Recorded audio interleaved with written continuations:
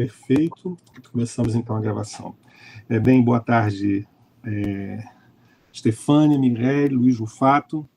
A gente está aqui hoje com Luiz Rufato, dentro do projeto sobre as palavras, Conversa com Quem Escreve, projeto que nós estamos realizando junto, eu e Stefânia representando o programa de pós-graduação em Estudos de Literatura e Mireille Garcia representando o programa de pós-graduação e a Université de Rennes, nossa parceira recorrente, um trabalho de colegas e, sobretudo, de amigos apaixonados pela literatura e apaixonados por quem escreve. Rufato, a gente quer agradecer muitíssimo a sua presença entre nós, dizer que da nossa satisfação de você ter aceito conceder aqui esse depoimento para a gente. Acho que é da maior relevância um depoimento seu, dentro do conjunto da literatura brasileira contemporânea, o que significa o seu trabalho. Enfim, nós temos muitas coisas para conversar. Então, quero abrir essa sessão, passando a palavra aos meus colegas e, por fim, dando a palavra inicialmente para você, para nossas primeiras conversas, digamos assim. Antes de mais nada, como diria o coronel do Coronel Lobisomem, o prazer é todo meu e dele não abro mão. É importante. Zé Murilo, como é que é o nome do autor mesmo que me fugiu Zé agora? Cândido de Carvalho. Zé Cândido de Carvalho, eu ia falar Zé Murilo de Carvalho. O Zé Cândido de Carvalho, campista, do interior do estado do Rio de Janeiro, né? Sim. Perfeito. Tefa, Mi, a palavra é com vocês, antes da gente começar propriamente dito. Então tá, eu posso começar. Vamos. Você já tem as perguntas, a gente faz aqui também só para deixar registrado e dar uma refrescadinha para você.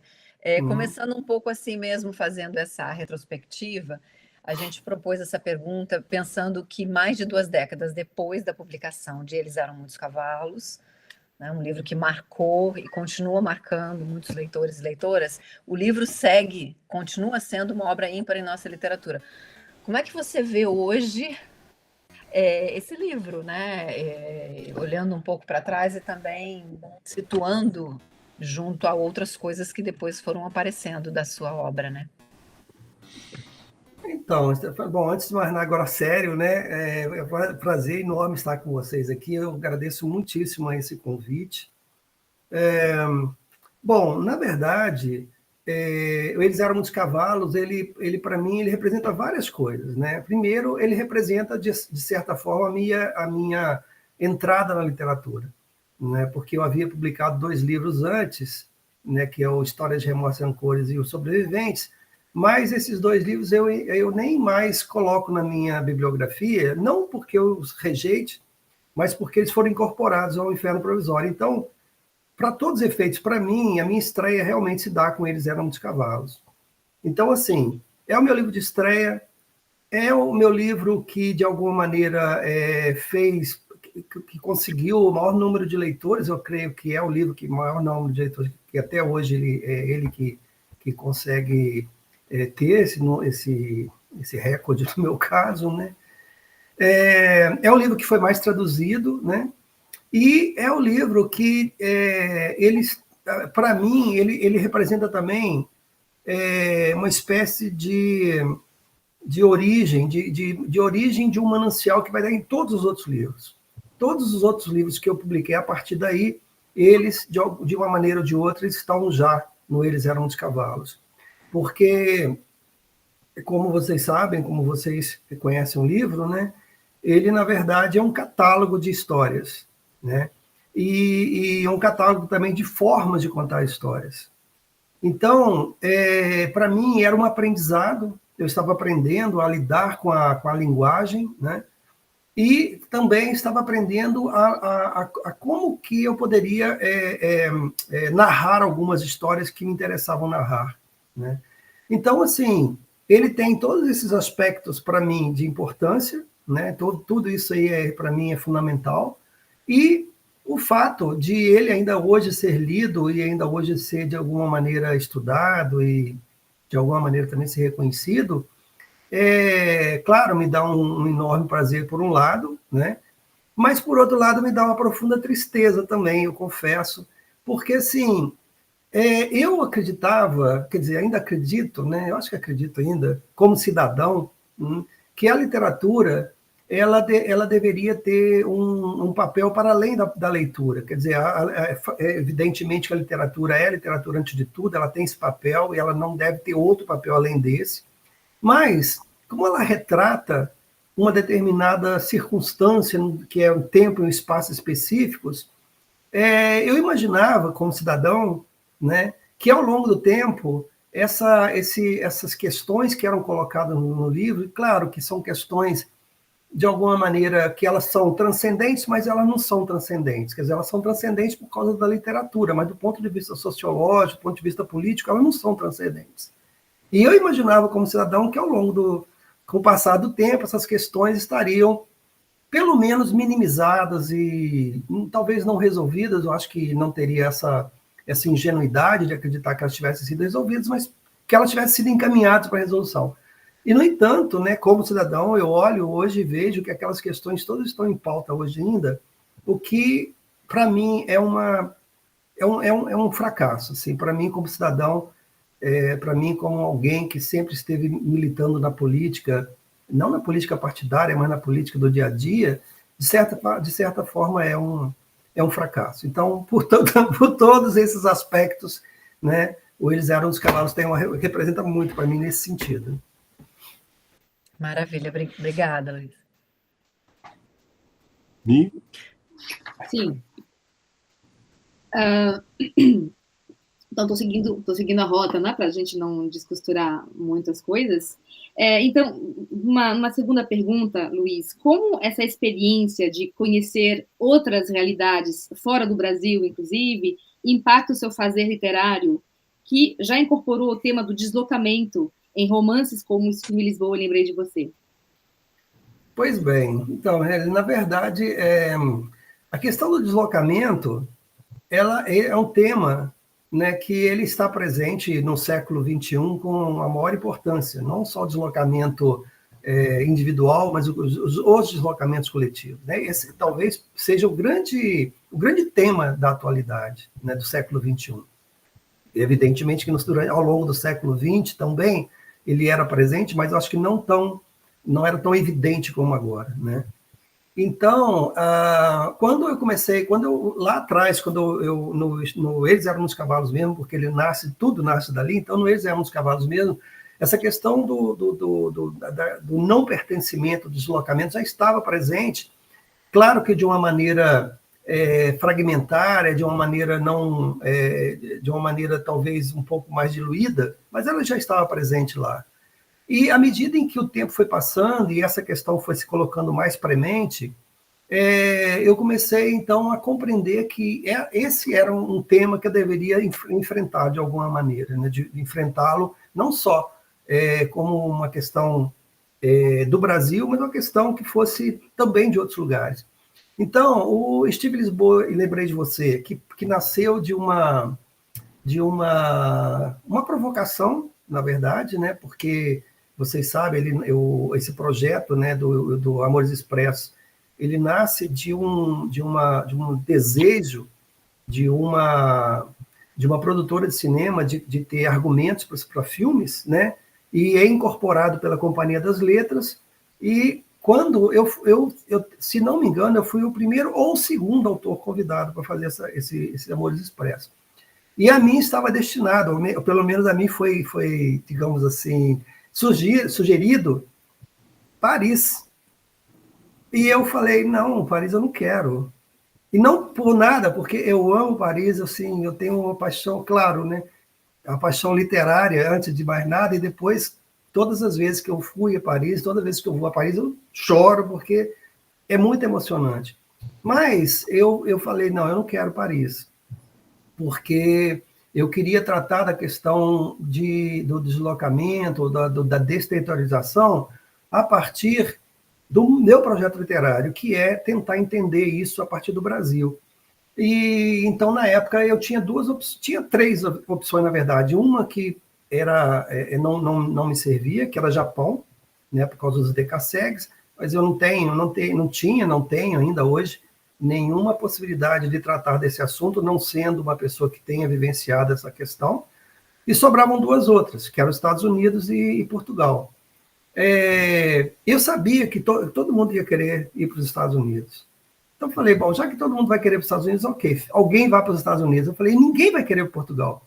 Na época, ninguém queria ir para Portugal. Hoje, todo mundo quer ir para Portugal. Na época, ninguém queria ir para Portugal. E eu falei, bom, eu quero, inclusive, porque nós temos uma comunidade, na época já havia uma comunidade grande de brasileiros em Portugal, que, curiosamente, isso é um detalhe muito interessante, que no momento em que eu estava em Portugal para escrever o livro, na verdade, estava havendo um movimento contrário das pessoas, não só de Portugal, os imigrantes de todos os lugares, brasileiros de todos os lugares, estavam voltando para o Brasil. Inclusive, as embaixadas e os consulados na época tinham folhetos de orientação para os imigrantes, como tratar da questão da escola, porque tem esses problemas do ano letivo diferente, como fazer com dinheiro, como é que você levava o dinheiro para o Brasil, uma loucura isso, né? E eu estava justamente discutindo essa questão da vinda, né? E de alguma maneira era até um pouco anacrônico, né? Depois mostra-se que não, mas na época era até um pouco anacrônico. E aí, na verdade, assim, depois, quando eu entendi um pouco isso, quer dizer, aí eu escrevi o Steve Lisboa, aí ele acabou virando um longa-metragem, que, aliás, é um longa-metragem muito interessante, porque ele traz algumas questões que não estão no livro e que são muito curiosas, como que, acho que 10 anos depois, como que essas coisas estavam colocadas. Era a mesma coisa com pequenas variantes. Mas também, no Flores Artificiais, não é a mesma coisa, evidentemente, mas no Flores Artificiais tem uma espécie de um alter ego, que é o Dório Fineto, que ele, de certa maneira, também ele colhe histórias de pessoas que estão em circunstâncias muito diversas, né, em várias camadas da sociedade, mas estão, de certa maneira, deslocados também, né? E agora, este ano, vai sair um livro de contos pela Companhia das Letras, que metade dele são novas histórias do Dório Fineto em outros lugares, em que ele recupera algumas coisas também.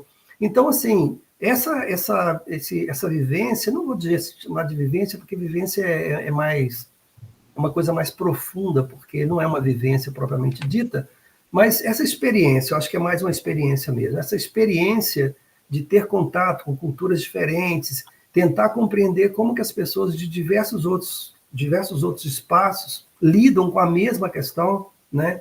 Isso, para mim, foi fundamental e continua sendo fundamental, porque eu acho que esse é o grande tema. Nós temos no Brasil esse grande tema ainda hoje, né? Porque ainda que tenha havido uma certa diminuição dos deslocamentos internos, por razões mais diversas, mas ainda hoje, né, no Rio de Janeiro, por exemplo, você vai encontrar uma grande quantidade de pessoas, eu acredito com um número muito razoável da população que mora na cidade do Rio de Janeiro e no Grande Rio, que não são do Rio de Janeiro ainda hoje, e mais ainda quando você pensa nos pais ou nos avós. Então, essa questão do deslocamento, ela é muito curiosa, inclusive eu acho, até talvez fazendo uma heresia, cometendo uma heresia, essa questão que não é, como tudo no Brasil, não é tratada, ela, para mim, ela, de alguma maneira, ela explica muito do nosso fracasso como sociedade. Porque o deslocamento não é só um deslocamento físico, né? O deslocamento físico, ok, ele existe, mas o deslocamento físico é uma perda generalizada, né? E as pessoas que não têm raízes, elas não têm compromisso com o entorno, né?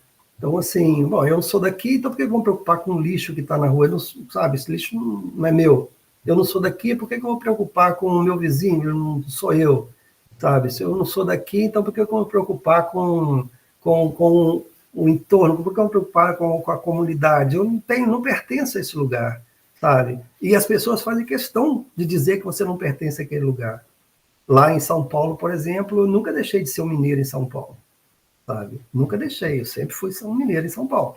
E as pessoas falavam assim, você é carioca? Não, eu sou mineiro. Mas mineiro? Eu falei, mas mineiro com esse sotaque, porque eles não conhecem, né? Eles confundem sotaque carioca com sotaque da região da Zona da Mata, né?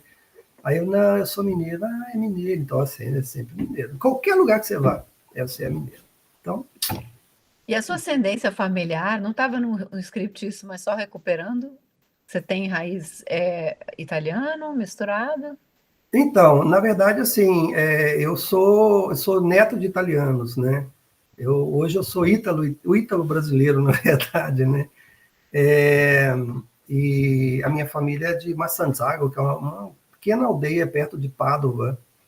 E assim, isso, inclusive, é uma outra questão que está muito presente também nos meus livros, de uma maneira, digamos assim, sutil nos primeiros, mas no último livro, que é o Antigo Futuro, essa questão está assim, colocada de uma maneira bastante evidente, assim, sabe? É exatamente isso. Contar a história, não da minha família, porque não é a minha família, mas contar a história desse processo migratório, né? Que é deslocamento, né? Esse processo que, na verdade, ele redunda em uma série de problemas, porque as pessoas se esquecem, né, que os italianos foram para o Brasil, assim, 99,99% dos italianos que foram para o Brasil porque eles estavam morrendo de fome, né?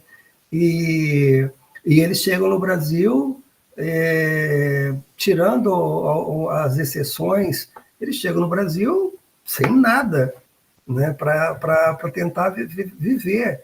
E, inclusive, eu escrevi um texto, não sei se eu cheguei a mandar para você mesmo, mas mandei. Mandou, muito obrigada, mandou. Uhum. Um texto sobre exatamente esse assunto, porque o ano passado foram 150 anos da imigração italiana. E eu fui convidado exatamente para falar sobre esse assunto, para abrir, na verdade, um congresso da Universidade, promovido pela Universidade de Pádua, sobre os 150 anos da imigração italiana. E aí, então, esse texto, de alguma maneira, eu tento fazer um levantamento histórico sobre essa questão no Brasil, inclusive com alguns dados assim que eu acho que não sei, não são inéditos, evidentemente, porque sempre estiveram para quem quisesse ouvir, mas eu acho que como pesquisa e como colocação dentro de um contexto, eu acho que talvez pela primeira vez alguns dados que estão colocados ali aparecem nesse texto, né? Inclusive dos dois enviados especiais do governo italiano para o Brasil, para fazer um relatório sobre os imigrantes italianos. Os dois relatórios, tem é horrível, o outro é ruim, mas um é péssimo, a tal ponto que a imprensa italiana, na época, pressionou o governo italiano para que acabasse a imigração para o Brasil. Né? E ele acaba, o governo italiano proíbe a imigração subsidiada no Brasil por causa desses dois relatórios. Né? E isso você vê lá no Museu da Imigração, lá em Roma. O Museu da Imigração tem vários panfletos dos comunistas lá, falando, não vão para o Brasil, não vão para o Brasil. Impressionante. Mas está publicado o texto? Também, né? Desculpe. Está publicado esse texto? Está publicado numa revista lá da Universidade do Espírito Santo, chamada, acho que, legal. Texto. Mas eu tenho o link aqui, se você tiver interesse, eu posso enviar para você. A Mireille manda para a gente. E, claro, eu encaminho para vocês. Legal. Claro. Eu não tenho, eu acho que os e-mails de vocês dois. A gente te manda. Aqui ao final da entrevista a gente troca contatos, acho que é uma coisa para a gente conversar assim, no final da entrevista. Eu queria continuar então aí nessa nossa toada do projeto literário, né, sobre a ideia do projeto literário, que tem ali no Inferno Provisório um retrato muito significativo do seu projeto literário. Né? O projeto literário de narrar o operariado brasileiro traz para o conjunto da sua obra uma coesão poucas vezes vista na literatura brasileira. E é claro que você falou agora há pouco do livro de contos que está para sair, ótimo, já fiquei aqui esfregando as mãos enquanto eu via, né? Mas, além disso, a previsão de novos títulos com essa temática, eu queria acrescentar algo que não estava aqui no nosso roteiro original, como eu te ouvi falar sobre a questão do movimento do deslocamento, né? Então, uma dupla articulação dessa ideia de deslocamento, que eu gostaria de ouvir você um pouco mais sobre isso, se for possível, na perspectiva de que o sujeito também que se desloca fisicamente, afetivamente, ele será sempre existencialmente deslocado, ou na maior parte do tempo deslocado. Nessa sua experiência de hoje, não sei quanto tempo você está baseado nesse momento em Portugal, não sei quanto tempo exatamente você está residindo aí, e quanto tempo fica.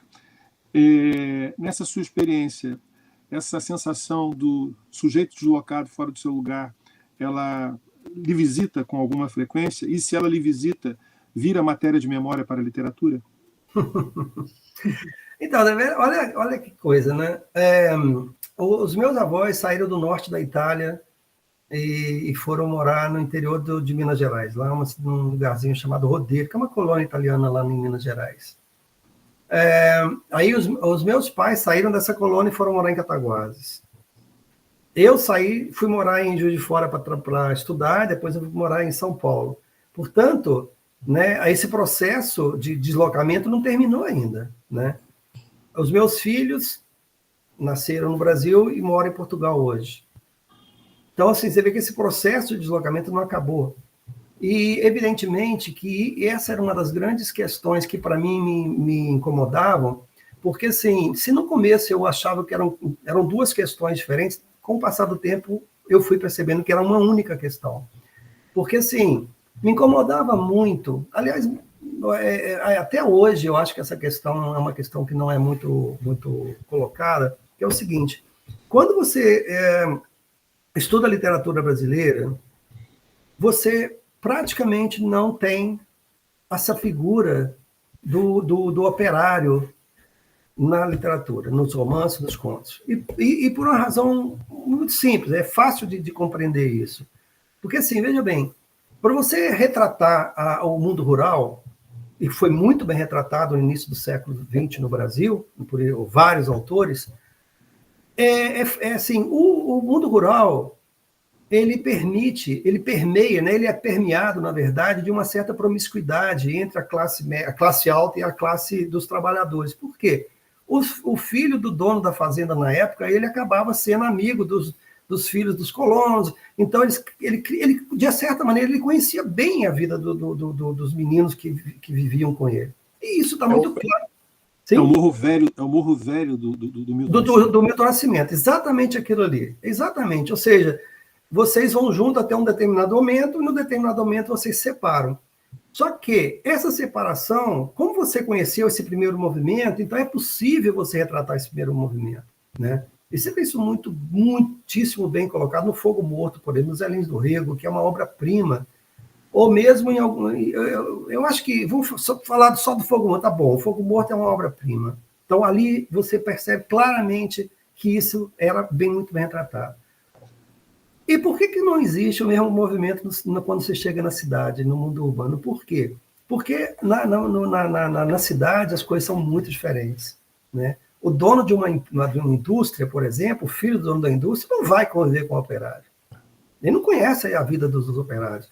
E a literatura, ela tem esse, entre aspas, defeito. Para você produzir literatura, você tem que ser minimamente alfabetizado, né? E não só minimamente alfabetizado, você tem que ter já resolvido várias questões da sua vida para você se dedicar à literatura. Você tem que já poder comer bem, você poder ter um teto, né? Ou seja, tudo isso priva esse possível operário de escrever sobre o seu universo, né? Então, ao longo da história da literatura brasileira, você não tem praticamente nada representado. Você tem um ou outro, digamos,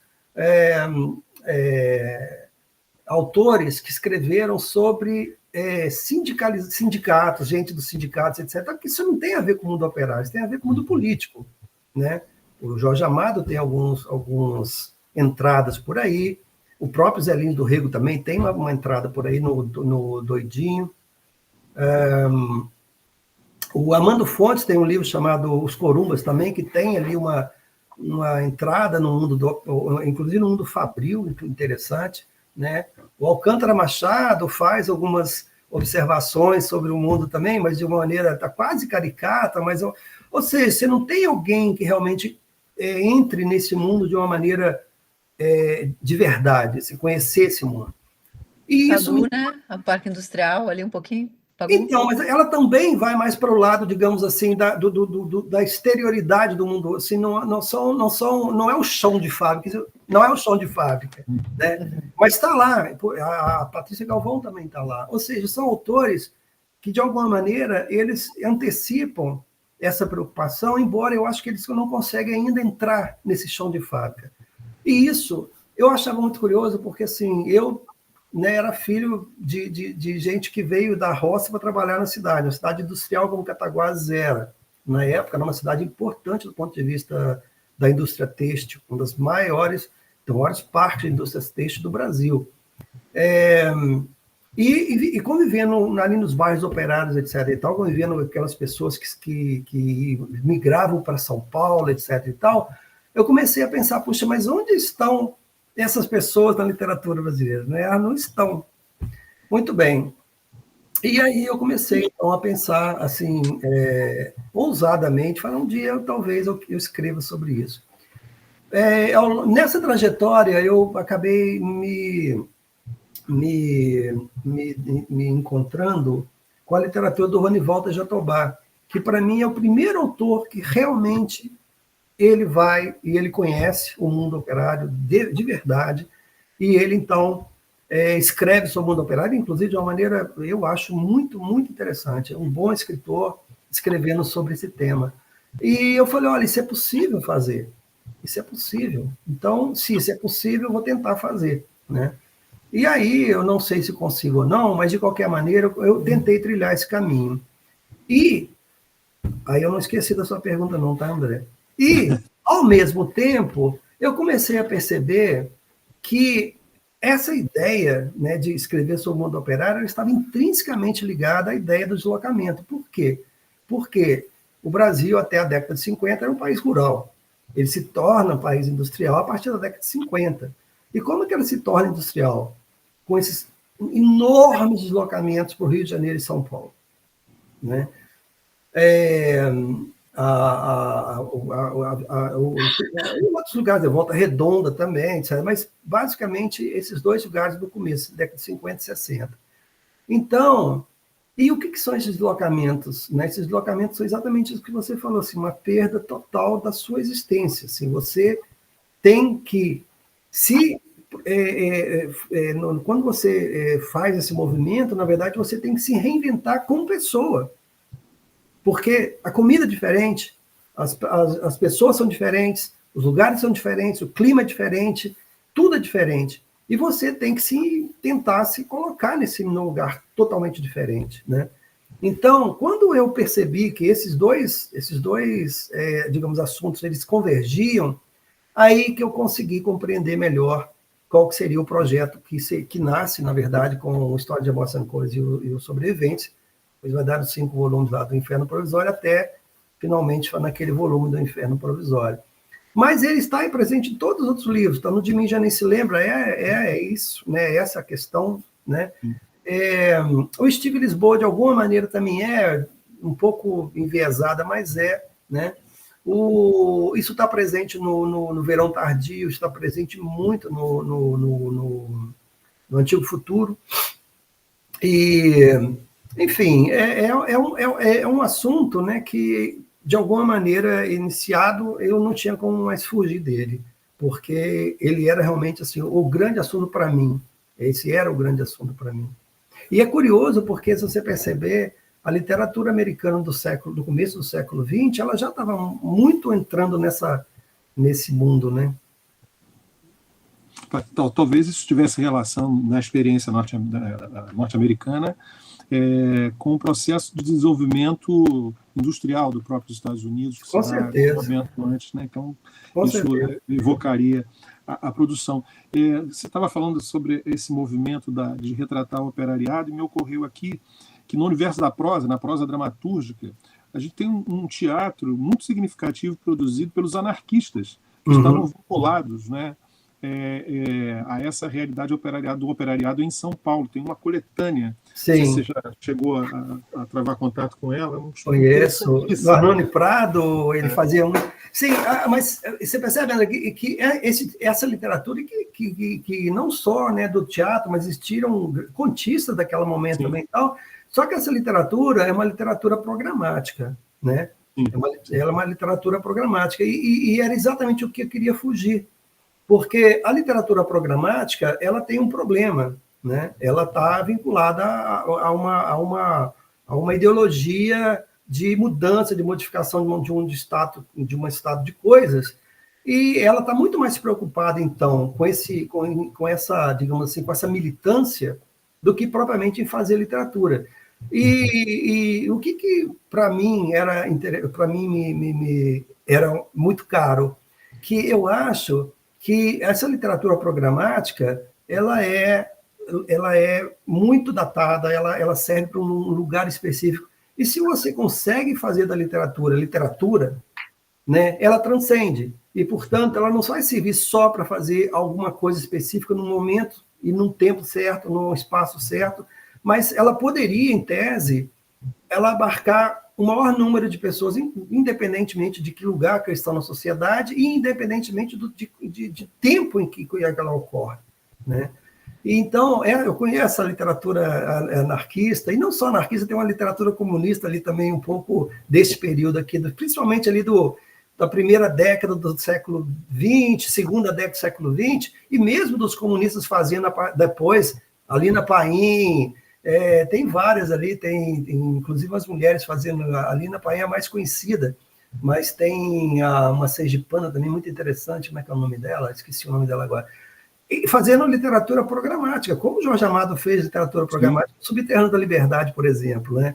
Mas, enfim, era isso que eu tentava fugir. Falando, não é isso que eu quero, não é isso que eu quero, porque isso era um monstro que estava assim, sabe? Perfeito, brigadíssimo. Tefa? Vamos seguir um pouco aqui, fazer um desvio para essa outra faceta, né? Do crítico, enfim, do curador. Você é um autor que faz parte de uma linhagem dos chamados críticos criadores, uma vez que também elabora críticas, publicações de opinião, tendo assim uma produção extraliterária. Como você vê esse papel de intelectual público? Acho que tem um pouco a ver com o que você estava respondendo antes, né? De formador de opinião. Então, assim, houve um momento que eu achei que assim, né, Stefania, o nosso país, ele é um país assim muito pobre de debate público, né? Eu gosto muito eu sou um rato da Biblioteca Nacional lá do site, naquele onde os periódicos, eu leio assim tudo aquela década de 40, 50 ali, e é onde você via que havia um debate público muito interessante ali, muito civilizado, muito interessado em realmente assim construir alguma coisa, né? E eu ficava muito impressionado porque assim eu pensava, puxa vida, deveria ser este o papel do intelectual, né? De construção. Nós vamos debater, não para eu convencer você e você convencer a mim, mas para nós juntos construirmos algo. Né? E isso estava muito presente ali, e era um momento muito interessante, porque você tem ali no campo de debate, você tem ali comunistas, você tem ali socialistas, você tem católicos, você tem anarquistas, você tem fascistas, você tem toda a gama de gente ali, tem liberais, e todos eles assim, se colocando no campo da discussão para a construção de alguma coisa. Muito bem. O que acontece é que ao longo do tempo, essas questões foram sendo colocadas em segundo plano por vários motivos. O primeiro deles é a perda da importância do papel dos jornais e revistas no Brasil. Você tem até começo do século XXI, você ainda tem, por exemplo, lá no Rio de Janeiro, você tinha o Ideias, você tinha o Prosa e Verso, que eram cadernos, puxa vida, sabe, onde você realmente ali, você tinha um debate, você tinha uma discussão interessantíssima, né? Em São Paulo tinha o suplemento do Estadão, né? Tinha o Caderno de Sábado do Jornal da Tarde, a Folha tinha Ilustríssimo. a Ilustríssimo. Então, assim, de alguma maneira, havia ainda um campo de debate, estava diminuindo muito esse campo de debate, mas ainda havia. Com a perda da importância dos jornais no Brasil, eles foram sendo esvaziados, né? Principalmente esses lugares, dentro dos jornais, onde havia um certo espaço ainda para essa discussão, eles foram sendo esvaziados, e foi sendo esvaziado a própria discussão foi sendo esvaziada, né? E essa discussão acabou migrando, quer dizer, ela acabou migrando um pouco para o campo da academia, né? O que foi bom porque ela permaneceu e foi ruim porque ela se isolou, né? Porque a academia, infelizmente, tem essa dificuldade de abrir mais com o público. Mas foi bom porque ela continuou, ela continuou a existir, né? E ela foi, depois, mais para frente, ela foi para o campo da internet. E quando foi para o campo da internet, ela perdeu completamente a sua razão de existir. Por quê? Porque não há um debate, não há debate, não há uma tentativa de construção de um diálogo, não. Assim, quando eu não concordo com você, eu te cancelo, entendeu? E assim, sinceramente, eu perdi completamente a vontade de participar desse debate, porque isso não é um debate. E assim, é uma perda de tempo, na verdade. É como tentar discutir com alguém que acha que a Terra é plana. Eu vou discutir com alguém que acha que a Terra é plana? Não vou. Sinceramente, sabe por quê? Porque assim, poxa, se você pensa que essa questão já foi resolvida pelos gregos, que a Terra não é plana, puxa, não é verdade? Não, eu não tenho. Eu talvez esteja errado, provavelmente eu estou errado, mas essa discussão eu não entro. Nessa discussão eu não entro. E não foi por outro motivo, inclusive, que eu me afastei definitivamente de tudo isso, né? Eu não tenho nada, eu não tenho, como é que chama? Instagram, o que mais que tem? Facebook, TikTok. Facebook. Nada disso, nada. A vida melhorou depois que saiu? André, não melhorou e nem piorou, na verdade. Porque, assim, como eu nunca fui aficionado dessas questões, né, desses lugares, acho que, na verdade, eu nunca tive. Deixa eu ver se eu tive. Eu tive um Instagram uma vez que nem era meu, mas, de qualquer maneira, era um Instagram que eu deixava uma menina administrar, eu entrava lá e fazia algumas coisas. E eu acho que não. Eu acho que não tive. Mas, assim, de qualquer maneira, essa possibilidade, né, de estar distante ou ausente desse mundo de polarização, e que não é um mundo burro nesse sentido, porque não é um mundo de construção, é de destruição. Então, assim, eu acho que é uma maneira de você... Porque, veja bem, eu acho que tudo tem o seu tempo, né? O Eclesiastes está escrito lá, tudo, e tem o tempo do silêncio, sabe? Para mim, pelo menos, este é o tempo do silêncio, sabe? Eu ouço, eu vejo, não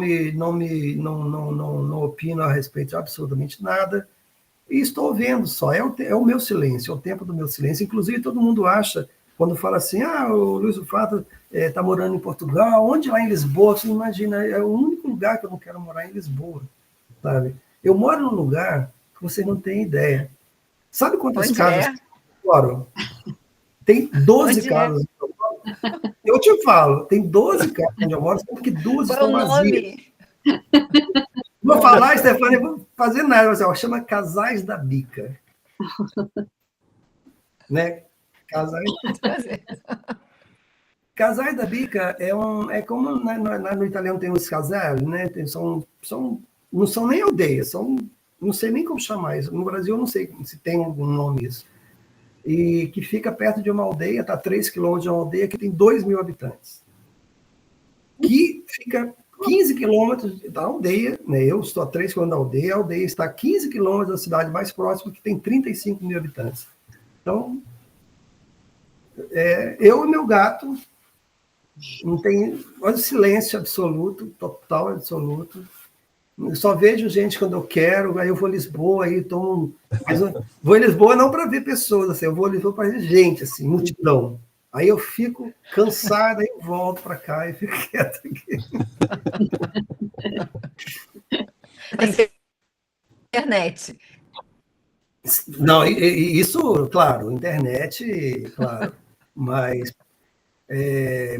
assim, eu tenho para ficar vendo aqui as bobagens aí do que está acontecendo no Brasil, está quente no Rio, São Paulo chove todos os dias, chove não, tem tempestades todos os dias, né? Mas é para isso. Mas é um momento, né, Luiz? É um momento. Porque... Sim, é o momento do silêncio. Isso, porque assim, voltando um pouquinho no passado, eu estou lembrando aqui do seu discurso de abertura do Salão do Livro de França, de 2013, né? Quando você dirigiu, inclusive, nesse discurso, uma crítica à sociedade brasileira, né? Enquanto justamente, a gente está falando aqui do formador, né, de opinião, e essa crítica gerou uma polêmica, né? E provocou, assim, um debate, pelo fato de você se posicionar como crítico em um espaço em que, teoricamente, deveria se restringir à literatura. Então, a pergunta aqui seria, é esse seu jeito de revelar e de reivindicar, talvez, a função social da literatura? É assim que você vê? Então, olha, veja bem, que coisa curiosa, né? Sim, existe uma coisa que é o livro, né? Onde você vai discutir questões intrínsecas ali, onde você vai colocar um enredo e vai discutir questões do livro. Quando você é chamado como intelectual, né, para uma atividade pública, tá? Não é literatura, é uma atividade pública. E uma atividade pública chama-se política. Não há como você fugir a isso. Inclusive, se você chegar lá e for falar só sobre literatura, você está fazendo um ato político também. De certa maneira, você está se negando ao papel de fazer política, enfim. Então, assim, na verdade, assim, eu diria que houve 3 vertentes dessa crítica. A primeira vertente é de gente burra, que não entendeu que quando você faz uma crítica ao Estado brasileiro, você não está fazendo uma crítica ao governo brasileiro, né? Para mim, isso é de uma burrice escandalosa. Para mim, assim, eu fiquei chocado com pessoas que eu admiro, intelectuais e tudo, que não conseguem entender que são duas coisas completamente diferentes. Quando você fala do Estado, eu estava falando ali de um arrazoado histórico, portanto, eu estava me referindo ao Estado brasileiro, eles entenderam como uma crítica ao governo brasileiro, né? E assim, e por conta disso, por conta desse entendimento torto, né, eu tive meu nome vetado para todo o resto. Nunca mais eu fui chamado, nunca mais eu fui convocado por qualquer coisa no qual o governo brasileiro fosse qualquer governo brasileiro, né? Não é um governo específico, mas o governo brasileiro, o meu nome foi vetado, eu nunca mais participei de nenhum evento oficial. Eu participei até de eventos em que o Brasil poderia ser país convidado e tudo, mas nunca pelo governo brasileiro, mas geralmente pelas entidades que estavam promovendo o festival, feiras literárias e tal. A segunda vertente foram de pessoas que entenderam que eu estava fazendo uma crítica ao Estado brasileiro, mas são os nacionalistas de direita, que não suportam qualquer ideia, sabe? Tanto que isso é inacreditável. A abertura da feira, ela acontece na noite anterior à abertura para o público, portanto, na quarta-feira. E foi à noite, né? Então foi final da tarde, né? Que outubro, o sol se põe mais tarde, então devia ser umas 7 horas da noite, talvez, né? Muito bem. No dia seguinte, a hora que a feira abriu, não sei, deve ser 10 horas da manhã, provavelmente. No dia seguinte, às 10 horas da manhã, quando a feira abriu para o público, estavam sendo distribuídos panfletos em inglês, alemão e português contra mim. Patrocinado pelo Instituto Plínio, como é que é? Do TFP, Plínio... Eu ia falar Arruda Sampaio. Salgado. Não, é Plínio... Como é que chama? É o Instituto Plínio... Eu falo daqui a pouco para vocês. que é o instituto, que é o patrocinador da TFP, né? E eles, então, no dia seguinte, já estão distribuindo todos. Plínio Correia de Oliveira. Plínio Correia de Oliveira. Plínio Correia de Oliveira. Instituto Plínio Correia de Oliveira estava lá distribuindo os panfletos às 10 da manhã do dia seguinte. Incrível isso. E assim, os meus amigos falaram assim, num ótimo alemão, num ótimo inglês.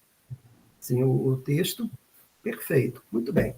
Então, teve essa segunda vertente. E teve uma terceira vertente de pessoas que achavam, quer dizer, concordavam com a crítica, entenderam que não era uma crítica ao Estado, não era uma crítica ao governo, mas era o Estado, mas achavam que aquele ambiente era um ambiente de festa, né? Que, portanto, nós tínhamos que falar de coisas legais, né? De coisas boas, coisas para cima, de coisas bacanas, e não ficar assim, roupa suja se lava em casa. Então, teve essas três vertentes, né, de críticas. Mas eu, sinceramente, eu prefiro lembrar de uma coisa que, para mim, para mim, assim, a grande emoção, porque acontece o seguinte, quando terminou a feira, eu ainda fiquei 40 dias na Alemanha fazendo um monte de coisa, então eu não acompanhei o que aconteceu mesmo, de verdade, eu não sabia. Não sabia. Meus amigos falavam assim, tá tendo uma confusão, mas eu não acompanhei. Quando eu voltei, e aí eu soube das várias coisas que tinham acontecido, mas tinha passado, né? E aí começaram a aparecer para mim pessoas que eu nunca vi na minha vida, e o mais legal, professoras de ensino médio, sabe? Falando assim, olha, eu dou o meu texto para os alunos lerem, para debater. Eu falei, olha, então tá bom, é isso que eu queria, tá ótimo. Isso me emocionou, o resto bobagem, o resto é... Tudo bem, eu fui prejudicado porque eu fiquei sem ganhar dinheiro, né, porque a gente ganha, né, são os cachês para você participar de festas. Ok, mas outras pessoas me convidaram, então também nem isso me amolou muito, não. Como é que eu queria aproveitar esse gancho dessa pergunta para introduzir um assunto aqui também relacionado a ela. É sobre o que está... Na verdade, eu te ouvi mais sobre isso que você já está falando, que é sobre o papel hoje do intelectual público. Você, nas suas falas anteriores, você localiza duas questões da maior importância, a meu ver. Primeiro, o papel de esvaziamento do debate público com o advento da internet e das redes sociais, né? E, segundo, essa impossibilidade de poder emitir claramente uma voz dissonante por conta da possibilidade do cancelamento. E aí me vem sempre à memória a figura de um intelectual público como Sartre, que me parece que inaugura essa imagem do intelectual público, né? E que pagou o preço das suas posições, algumas delas revistas posteriormente, enfim, e outras não. Há espaço ainda para o intelectual público nos dias de hoje, e como você vê, você disse agora há pouco que se retirou das redes sociais, como você vê, por exemplo, vários escritores recorrentemente presentes e muito ativos, mais ativos às vezes do que nos livros, nas redes sociais? Então, André, assim, veja, eu acho que esse esvaziamento ele ocorreu e assim, é um esvaziamento que eu acho extremamente prejudicial, porque, afinal de contas, esses espaços públicos para debate, como eu disse, eram espaços construtivos, né? Nós não temos hoje mais esses espaços construtivos, então, eu acho que isso aí reflete também muito o descaminho da sociedade brasileira. E, de novo, eu não estou falando de governo, estou falando de descaminho da sociedade brasileira, né? Que, ao fim e ao cabo, ninguém sabe exatamente para onde que nós queremos ir, né? E, para mim, isso é uma questão psicanalítica. Quando você olha para o espelho, tá? E você não se reconhece no que você vê, alguma coisa muito errada está, né? E eu acho que esse descaminho que o Brasil tomou, e tem muito a ver com o golpe de 64, quando, de alguma maneira, a gente estava indo para algum lugar, e veja bem, o golpe de 64, ele interrompe Inclusive, toda essa discussão que estava vindo, como eu falei, da década de 40 e 50, toda essa discussão que estava vindo de construção de um país, né, e que os intelectuais brasileiros foram extremamente importantes nas suas várias áreas, né, as várias áreas contribuíram muito, de uma maneira muito importante para a discussão e construção desse país, e o golpe de 64 ele vem por fim exatamente a esse projeto de construção de uma sociedade e põe fim, de alguma maneira, ao projeto educacional que estava tentando existir, né? A partir de 64, você tem o desmantelamento desse projeto, né, desse projeto que não pertencia a um ou outro, mas era um esforço conjunto de várias ideologias até diferentes, mas que estavam juntas tentando construir um país, né? E põe fim também à própria questão da educação. Porque quando vem 64, quer dizer, houve uma tentativa de construir um modelo pedagógico, né, que, enfim, de alguma maneira retirou o pensamento crítico, né, e esse pensamento crítico nunca mais voltou às escolas, né. Hoje você tem, por exemplo, uma tentativa de criação ou de recriação das escolas cívico-militares, de um lado, você tem um esvaziamento da importância do papel do professor dentro da sala de aula, pelos mais diversos problemas, desde salários e falta de estrutura até violência, né, contra os professores, né? Você tem, então, um esvaziamento da própria importância da educação como pilar, né, da formação do professor, né? Então, assim, você tem um monte de problemas que foram se desenvolvendo ao longo dessas décadas e que nenhum, infelizmente, aí nós estamos falando do governo, mas no sentido social, né? Nenhum governo enfrentou essa questão, nenhum governo quis enfrentar essa questão, né? Por mais diversos motivos, não me cabe a mim dizer quais são, porque eu não sou um político partidário, então sei, só que eu entendo que esse problema não foi enfrentado por nenhum governo, ninguém quis enfrentar esse problema, e aí o resultado disso é o que nós vemos hoje, né? É uma sociedade que não tem a menor ideia de para onde que está indo. Ninguém sabe. Assim, você perguntar para cada uma pessoa no Brasil hoje para onde nós estamos indo, cada um vai dizer uma coisa. Talvez esteja falando assim, nós estamos indo para lugar nenhum, né?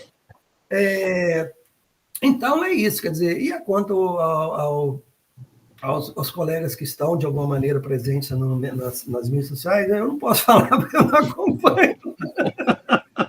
Eu não saberia dizer nem para você quem são, não tenho ideia, realmente, porque não sei mesmo, de verdade, não tenho ideia. Eu acho muito corajoso da parte dessas pessoas que, de alguma maneira, têm ainda esse enfrentamento na mídia e tudo, mas não sei, realmente não...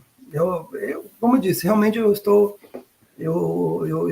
converso com o meu gato, Nicolai, que ele está debaixo do cobertor, porque ele não é besta nem nada, né, porque está frio, né? Luiz, a gente também pensou um pouco a ideia desse livro, né?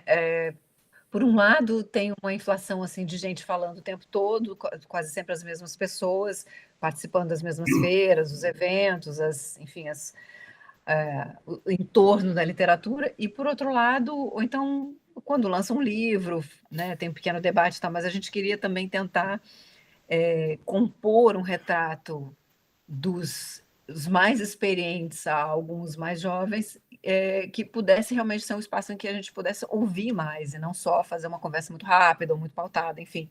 Então, a ideia do livro era essa também, e por isso também o seu nome apareceu imediatamente, né?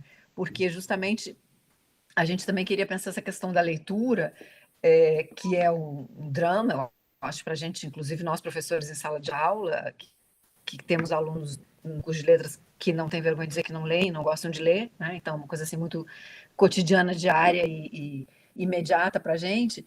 Então, a gente queria também saber de você esse aspecto, né? Além de crítico, você também leva ao público o seu gosto pela leitura, você fez várias coletâneas, você enfim, atuou ali como curador de várias publicações. Acho que ainda tem o blog, você podia falar para a gente também, o blog Lendo os Clássicos. Não tem mais, até 2021, né? Olha aí. Então, como é que você vê também esse papel da leitura hoje? Claro que você já, enfim,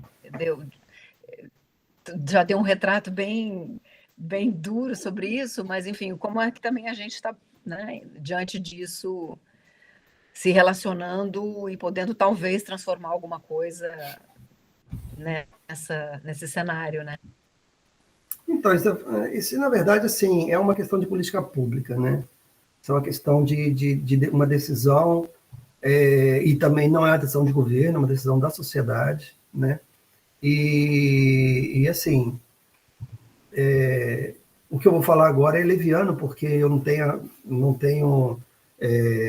não sou da área, não tenho nenhuma importância do ponto de vista político. Então, assim, o que eu acho que deveria ser feito não tem a menor importância, mas eu vou dizer, eu acho, né? Assim, o ataque devia ser assim. Veja bem, se nós temos problema nos âmbitos da saúde, a saúde é um problema no Brasil, como é que você resolve? A saúde se resolve muito rapidamente. Você resolve muito rapidamente. Não estou dizendo que é fácil de resolver, estou dizendo que resolve-se de uma maneira fácil, assim, num curto espaço de tempo, né? A questão de segurança é mais complexa, mas é algo que resolve. A educação não. A educação é algo que não se resolve de uma maneira fácil e nem é para amanhã. A educação é um projeto a longo prazo. Então, assim, se nós tivéssemos começado, por exemplo, é chato, porque bom, enfim, não vou falar em 2002, não. Se nós tivéssemos começado com o governo Fernando Henrique, lá atrás, o governo Fernando Henrique, que era um governo, realmente o primeiro governo democrático, eleito democraticamente, porque até então foi aquela confusão toda. Fernando Henrique, 2 mandatos, 8 anos. Se nós tivéssemos começado lá atrás, ou seja, nós estamos falando aí de 94, não é? Ou seja, 30 anos.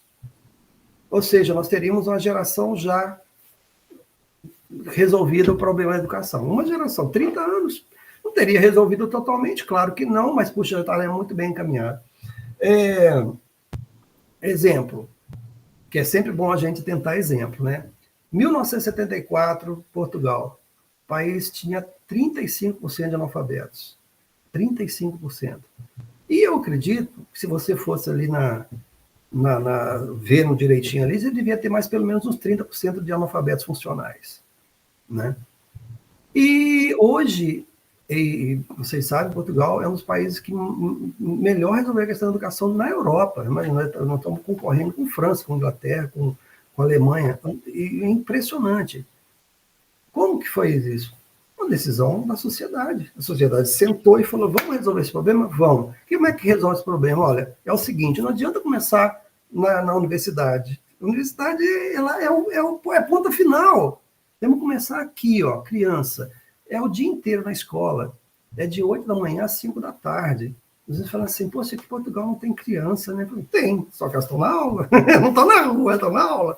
Então, assim, é o dia inteiro na escola, é com uma educação de qualidade. Não adianta também você fingir que tem uma educação, fica lá das 8 às 5. Não, tem que ser uma educação de qualidade, educação para a cidadania, uma educação cidadã.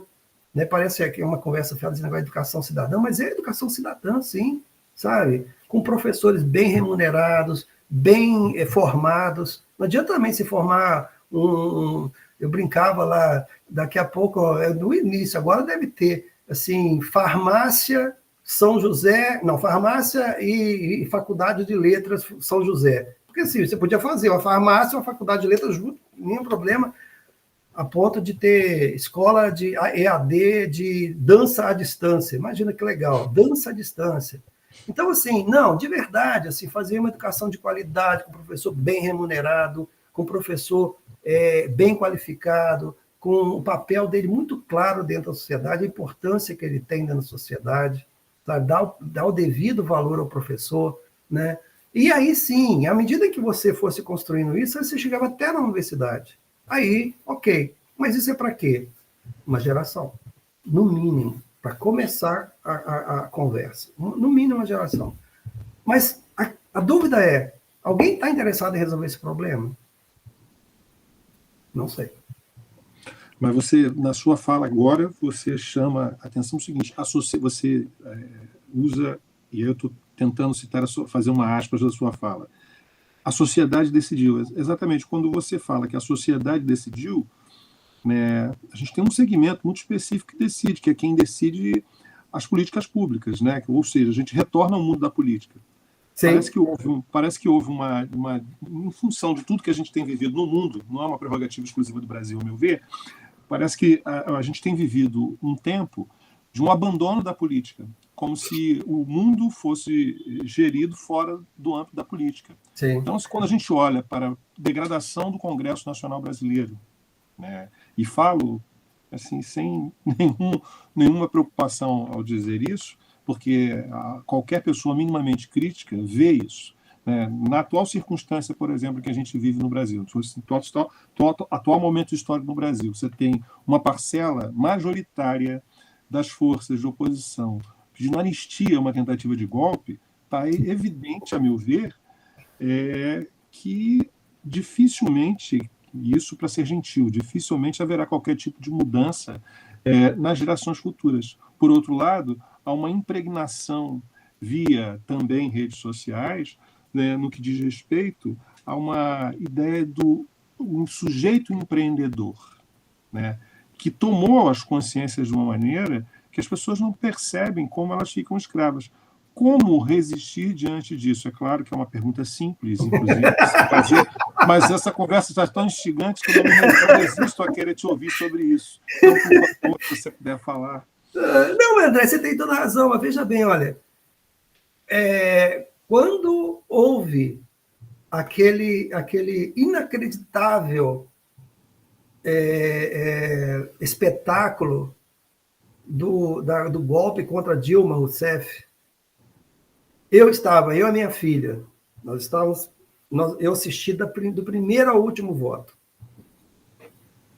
Nós dois estávamos. E aí foi passando aquela quantidade de figuras assim que você perplexo.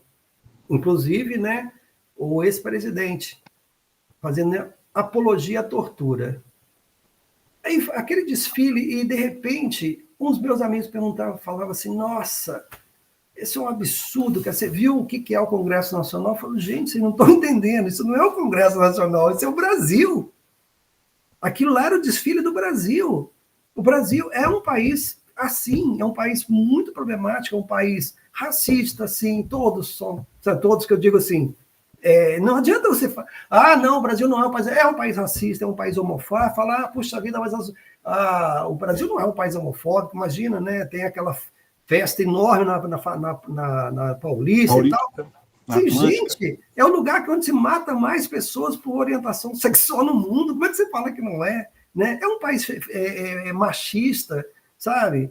Então, assim, aquilo ali é o retrato assim, acabado do que é o Brasil. E o golpe contra a Dilma só ocorreu porque a Dilma era mulher. Porque se fosse um homem que estivesse lá, aparece conversa de botequim, né? Não, é verdade. Inclusive, o próprio partido dela abriu mão, o próprio partido dela fingiu que não era com ele. Ou seja, você percebe, eu concordo plenamente com você, assim, enquanto nós esvaziamos aí, voltamos à questão do papel do intelectual. O papel do intelectual no campo, né, da discussão pública, ele foi esvaziado porque o campo da discussão pública foi esvaziado. Não tem debate. Não tem debate. Quando, como você disse, quando alguém vem pedir anistia para as pessoas que tentaram dar um golpe a um Estado democrático de direito, e aí eles falam, não, mas a gente tem que ter anistia.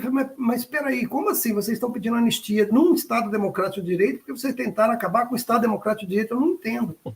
Para mim é a mesma discussão lá da terra plana. Ela fala, peraí, mas como eu não consigo compreender o seu raciocínio, eu não posso concordar com você. Sabe? Como que você quer usar os instrumentos do Estado Democrático de Direito para se defender de um golpe contra o Estado Democrático de Direito? Não consigo compreender. Então é isso. Infelizmente, eu acho que esse campo da discussão pública ele foi esvaziado e você vê isso no próprio desempenho, né, da máquina pública do Brasil hoje, né? Você vê que hoje as discussões todas passam assim, é o Supremo Tribunal Federal que decide não sei o quê, né? É o Legislativo que decide não sei o quê, o Executivo, ou seja, é tudo muito, muito confuso, eu acho, sabe? Muito confuso. Obrigado. Eu me perdi aqui na ordem, confesso. Mi. Não, eu não estou perdendo a ordem. Eu teria acompanhando a ordem. para fazer, mas estou Você tentando está atravessando o samba, professor André Dias. O André gosta de fugir da Culhambador. rota. O André gosta de fugir da rota. Mas eu vou voltar para a rota, assim. Não, eu estou aqui pensando nessas questões todas, principalmente justamente dessa representação do Brasil, na verdade, do que é o Brasil, né, desse olhar crítico que a gente, né, que você falou agora, e tentar puxar aqui para o meu lado. Então, eu estou na França, né, e essa imagem que nós temos aqui do Brasil, que nem sempre também é muito fiel, né, então, eu queria abordar contigo, Luiz, a questão principalmente da tradução. Aqui a gente, voltando também à questão do leitor, né, eu trabalho no Luiz Rufato em sala de aula, né, muitos professores aqui de literatura brasileira trabalham, né, com suas obras em sala de aula, e suas obras que foram traduzidas, né, não só aqui na França, publicadas, né, em vários lugares do exterior, e justamente sobre a questão da tradução, você acha que a circulação das suas obras, justamente fora do país, podem colaborar a gente ter um conhecimento talvez um pouco mais amplo, menos estereotipado, mais verdadeiro desse Brasil, que até mesmo os povos brasileiros também distorcem às vezes, né? Mas qual seria aqui o papel da tradução, segundo você? Então, eu sou muito realista, que assim, o que acontece? Acontece o seguinte, que às vezes eu ouço assim, algum colega falar assim, não, eu sou publicado não sei aonde e tal, e lugares que, por exemplo, o Machado de Assis nem foi publicado, e essa pessoa acaba achando que ela é mais importante que o Machado de Assis, porque afinal de contas saiu um monte de lugar e o Machado de Assis não saiu, né? Mas veja bem, o que acontece?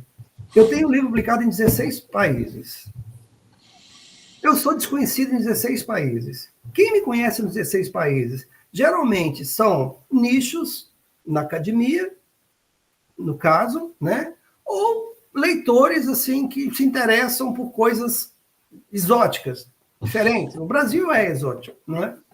Então, o que acaba acontecendo? Na verdade, você acaba falando meio como o pessoal das mídias sociais faz. Eles acabam falando para eles mesmos, né? Assim, reiterando o que você já pensava. Porque, por exemplo, eu vou te dizer, nós tivemos algumas oportunidades de romper isso, tá? Porque, assim, o que acontece? O Brasil é visto assim, o Brasil é um país exótico. Todo mundo acha que nós, não interessa onde você mora, você se sente... Poxa, e a floresta amazônica? Eu falo, gente, a floresta amazônica é tão exótica para mim quanto para vocês. Mas para ele, não, o cara já foi, ele vive pelado no meio da floresta amazônica, né? Muito bem. Então, o que acontece? Nós tivemos a oportunidade, eu vou te dar um exemplo específico, tá? Para ver como é que esse problema é um problema muito sério. Quando veio a Feira de Frankfurt, em 2013, onde são negociados 40% de todos os direitos autorais do mundo inteiro, do ano, ou seja, naqueles 4 dias, 40% dos direitos autorais do ano inteiro, do mundo inteiro, são negociados ali. Portanto, você ser país homenageado na Feira de Frankfurt é uma coisa muito interessante se você tiver uma política pública interessada em fazer isso. Então, muito bem. Em 2013, saíram 178 títulos de literatura brasileira na Alemanha, com, assim, mídia total, assim, inacreditável, a quantidade de matérias saíram em todos os jornais importantes da Alemanha, e os jornais importantes da Alemanha são importantes, vocês sabem disso. Saiu matéria nas TVs, nas rádios, assim, tudo quanto é lugar que você puder imaginar. Claro que são 178 títulos, né? E aí não vou discutir o que são esses títulos, tá? Tem de tudo aí nesses 178 títulos, tá? Tem títulos inclusive que reforça essa imagem exótica e tal, não importa. 178 títulos. Qual que é a ideia, né? Qual que seria a ideia? Que, assim, poxa, você teve essa hiperexposição naquele momento. Fez negócios de direito, venda de direitos autorais no mundo inteiro, porque muita gente comprou livros ali. Qual que seria o passo seguinte? No ano seguinte, você chegar junto e, de novo, despejar uma quantidade, não 178 títulos, evidentemente, porque não é isso, mas chegar com uma quantidade razoável de títulos. Se você pegar, eu não sei os números agora de cabeça, mas se você pegar o gráfico, você vai ver assim, 178 títulos do ano de 2013, aí ela cai, se desaba para 2014, vai diminuindo, diminuindo, diminuindo até desaparecer. Por quê? Porque não houve nenhum interesse de continuar esse trabalho que foi feito naquele momento, entendeu? E eu digo isso para você porque, assim, eu acabei ficando muito amigo do pessoal lá da administração da feira. Muito amigo, assim. Inclusive, as meninas já vieram na minha casa aqui, eu já fui várias vezes nas casas deles e tudo, então a gente é muito próximo. E eles até hoje não entendem o que aconteceu. Não entendem por que não sabe, por que não continuou? Sabe? Por que não houve um interesse de manter essa exposição, pegar essa exposição? Porque, veja bem, não é a exposição da literatura brasileira, é a exposição do Brasil. Né? Para você, inclusive, mudar um pouco a maneira como as pessoas veem o Brasil, fora, etc. e tal. Foi assim no Salão do Livro, em Paris, em 2015, mesma coisa. Né? No Salão do Livro, houve lá uma coisa e tal, no ano seguinte já não tinha mais nada. Então, assim, é isso. Infelizmente, não é essa, isso chama-se política pública, assim, é uma continuidade, é uma coisa que continua no tempo, né? Então, não há. É a história dos prefeitos do interior, né? Que aí vem um prefeito e começa a calçar uma rua, aí acaba o mandato dele, a rua fica no meio, aí ele vai calçar outra rua. Enfim, nós conhecemos. Deixa eu só fazer um improviso aqui, porque eu fiquei muito curiosa, não sei se você já quer ou pode falar sobre o próximo livro, porque a gente não tinha nenhuma ideia de que estaria saindo alguma coisa nova sua. Não. E, sobretudo, contos, assim, que é muito legal pensar, né? Você, depois dessa coisa, né, quase monumental da pentalogia e tal, você volta para o conto, que é, né, assim, eu sou totalmente leitora e a gente tenta muito trabalhar com essa questão, né, do gênero conto em sala de aula, os alunos não leem, enfim. Dá para falar para a gente? Dizer título, previsão? Título, o título que eu tenho é um título provisório, porque assim, eu tinha um título, aí o meu editor lá falou assim, esse título parece com tal título e eu acho que não vale a pena, não. E eu não lembro nem qual que era o título que eu tinha falado. Aí eu coloquei para o contrato, né, eu coloquei um título chamado Armadilhas. Mas não sei se esse título vai ficar mesmo, porque, sei, talvez fique, não sei. Mas assim, eu coloquei na hora, assim, falei, bom, só que não pode ser, então põe Armadilhas. Depois quem que é o seu editor? Quem que está editando o seu livro? É o Emílio Faia. Qual é a previsão? Bom, não sei, eu acho que talvez para o segundo semestre, talvez, não sei. Porque, assim, este ano, na verdade, assim, se tudo correr da maneira como parece que vai correr, saem 3 livros, na verdade, encavalado.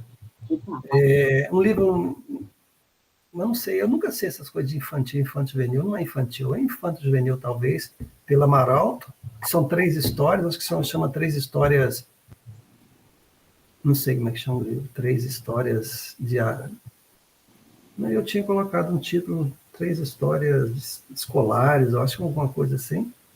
E sai um livro pela Autêntica, que são ensaios, são uns ensaios assim, bastante polêmicos, mas enfim. E aí sai esse livro. Como? Versando sobre o que, os ensaios?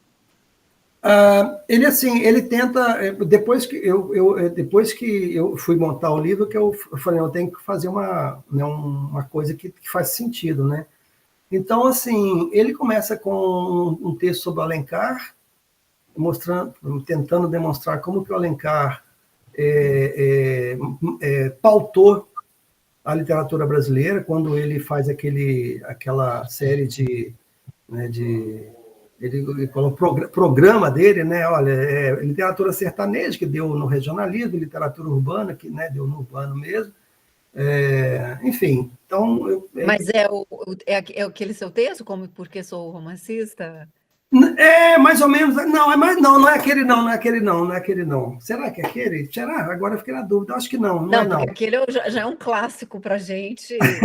Seu diálogo com o Alencar, eu quero saber se é aquele. Agora você sabe que eu tenho dúvida, sabe? Eu não tenho, agora eu fiquei na dúvida se é. Mas, enfim, é esse texto. Depois eu passo por Lima Barreto, se não me engano, sim. Porque tem um texto do Lima Barreto que está datado errado, e que eu descobri por acaso, na verdade. Eu estava pesquisando outra coisa e descobri que, na verdade, ele escreveu 2 textos contra os modernistas, e todo mundo fala que foi escrever um texto, né? Que é o que todo mundo conhece. Mas ele escreveu 2 textos contra os modernistas, só que esse texto estava datado errado, desde sempre. Ele começou datado errado lá com o Francisco de Assis Barbosa.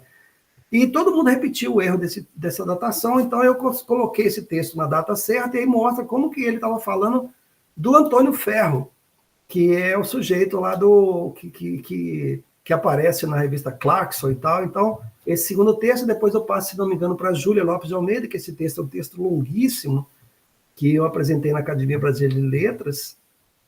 Depois eu passo para o... aí depois é um texto que saiu na... Não. Aí depois é um texto sobre o Maceió, 1930, que é quando todos os regionalistas, entre aspas, estavam lá na mesma época. Então, eu tento construir um texto em que tenta demonstrar que o regionalismo não pode mais ser chamado de desdobramento natural do modernismo, porque eles todos estavam lá e falando, não temos nada com o modernismo. Eles são anti-modernistas, na verdade, alguns são até antimodernistas, né? Depois, aí sim, acho que eu passo para um texto que saiu naquele livro da Gênesis de Andrade lá, que é sobre o modernismo fora do eixo Rio-São Paulo. Depois, aí sim, eu escrevo, tem um outro texto que eu mapeio todas as revistas que saíram, aí não é só fora do eixo Rio-São Paulo, Minas e Rio Grande do Sul, não. Aí é no Brasil inteiro. Todas as revistas modernistas, do Pará até o Rio Grande do Sul. Sim. O que mais? Aí sim, um texto sobre o Graciliano Ramos, e esse sim é um texto problematicíssimo, que eu tento mostrar que ele não é regionalista, e não pode ser chamado de regionalista. Uhum. Aí depois o outro texto sobre Guimarães Rosa, a mesma coisa, falando que o Guimarães Rosa também não é regionalista. E termina com um texto sobre Rosário Fusco, que é um texto também bastante problemático, porque o Rosário Fusco Antônio Cândido falou, esse cara aqui foi o que introdutor do surrealismo no Brasil, etc. e tal. E ele simplesmente desaparece da história da literatura brasileira. Então, eu tento entender isso por dois vieses. Um é o viés do tipo de literatura que ele estava fazendo, que não tinha nada a ver com ninguém que estava fazendo naquela época, era uma coisa completamente diferente, mas principalmente pela horrorosa participação dele durante a ditadura Vargas. Assim, é inacreditável os textos que ele escreveu sobre o Vargas, assim, de uma bajulação, assim, cara, você fica... Como que uma pessoa se dá esse papel? Um negócio, assim, inacreditável. Então é isso, são textos bastante complicados.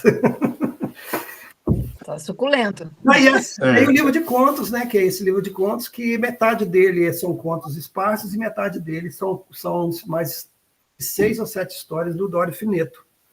E aí ele, de alguma maneira, ele vai, né, fazer um link com o Flores Artificiais. Mas é isso. Queria voltar aqui, não estava aqui no nosso projeto original das perguntas, aí você vai falar que nós somos os impostores, né, que nós perguntamos um monte de coisa que não estava aqui. Né?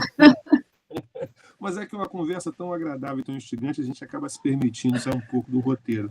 Mas que vai voltar para o roteiro, né, o que eu vou perguntar aqui. No início da nossa conversa aqui hoje, você chamava atenção para essa sua preocupação, essa sua ambição de construir esse mosaico das classes populares, mas especialmente das classes trabalhadoras, né? E quando você falava sobre isso, e você citou agora há pouco Lima Barreto, me vinha à cabeça uma figura como Lima Barreto, né, que é dos primeiros escritores da literatura brasileira a dar o protagonismo às classes populares, né?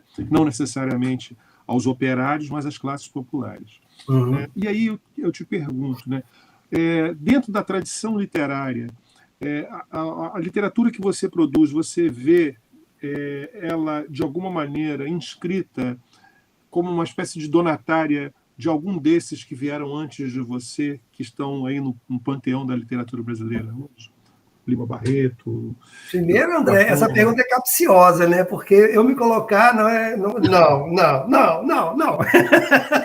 Não, veja, não é você se colocar assim, olha, não, eu sou... Não. Mas assim, eu vejo no Lima Barreto alguém que, de alguma forma, abriu as portas para aquilo que eu faço.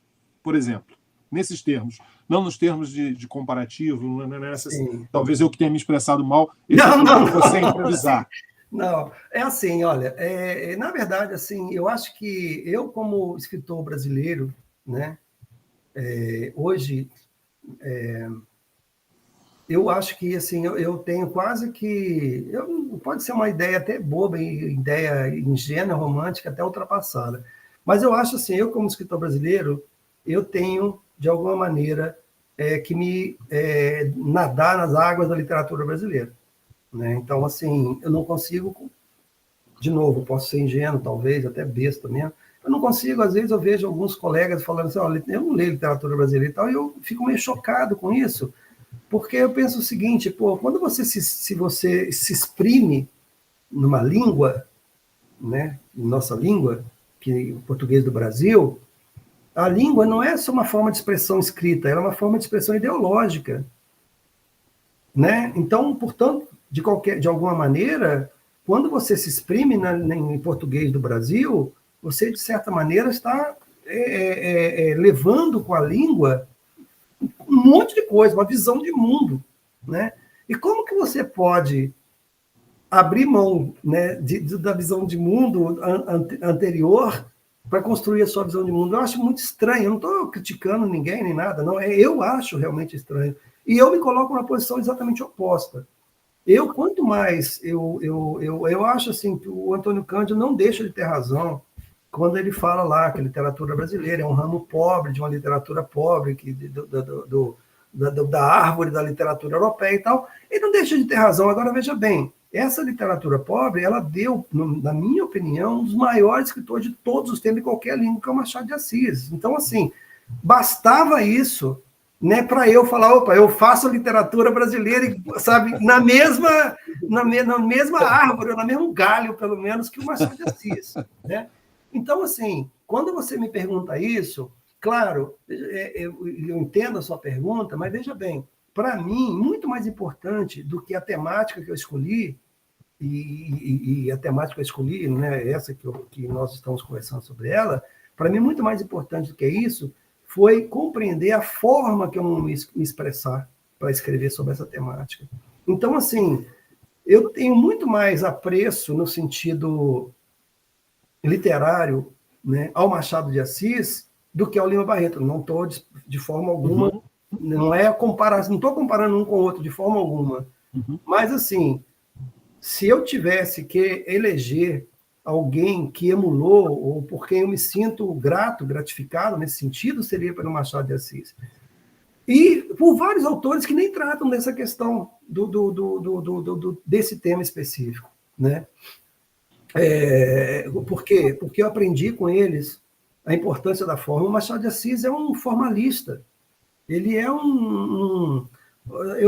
é incrível, porque você lê qualquer coisa que o Machado de Assis escreveu, é um negócio inacreditável. Pega uma crônica qualquer, você fala assim, não, vou ler uma crônica dele sobre política lá. Você vai falar, caramba, como assim? É um negócio inacreditável. O que você não vê nos outros escritores brasileiros de maneira geral. Não estou falando especificamente de nenhum, mas de maneira geral. Porque ele era um gênio mesmo, né?